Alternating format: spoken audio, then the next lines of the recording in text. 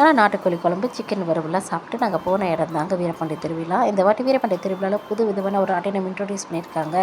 ஏறுறதுக்கு இரநூறுவாயாம்மா.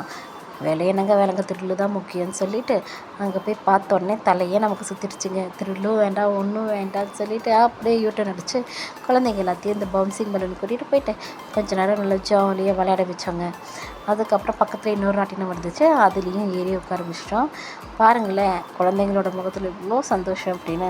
அதுக்கப்புறம் என்ன திருவிழாக்கு போயிட்டு சாப்பிடாம வந்தால் சரியா, நல்லா பழம், மாங்காய், அல்வா, பூரி எல்லாம் ஜாலியாக நாங்கள் குடும்பத்தோடு சேர்ந்து சாப்பிட்டோம். சாப்பிட்டு முடித்தோடனே நேராக சர்க்கஸ்க்கு போயிட்டோங்க. சர்க்கஸில் வந்துட்டு பார்த்திங்கன்னா எவ்வளோ அனிமல்ஸை பார்த்துருக்கேன். இதான் ஃபஸ்ட்டு தடவையாக ஆட்டுக்குட்டியை பார்க்குறேங்க. அந்த டேபிள்லாம் மேலே போட அழகாக அந்த டேபிள் மேலே ஏறி நின்றுச்சுங்க.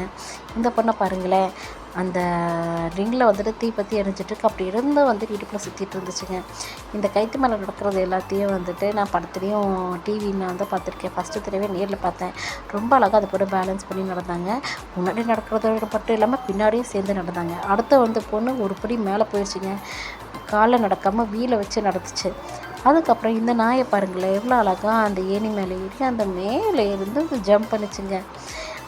என் பொண்ணு பாருங்கள் எவ்வளோ அழகாக உட்காந்து பார்த்துட்ருக்காங்க. எது எப்படி பார்த்துட்ருக்கான்னு தானே பார்க்குறீங்க. டான்ஸிங் குதிரைங்க, எவ்வளோ அழகாக அந்த பாட்டுக்கு அந்த குதிரை டான்ஸ் ஆடிச்சு தெரியுங்களா. குழந்தைங்க எல்லாம் ரொம்ப நல்லா கைத்தட்டி என்ஜாய் பண்ணி பார்த்தாங்க அந்த அந்த குதிரை வந்துட்டு ஆடுறத.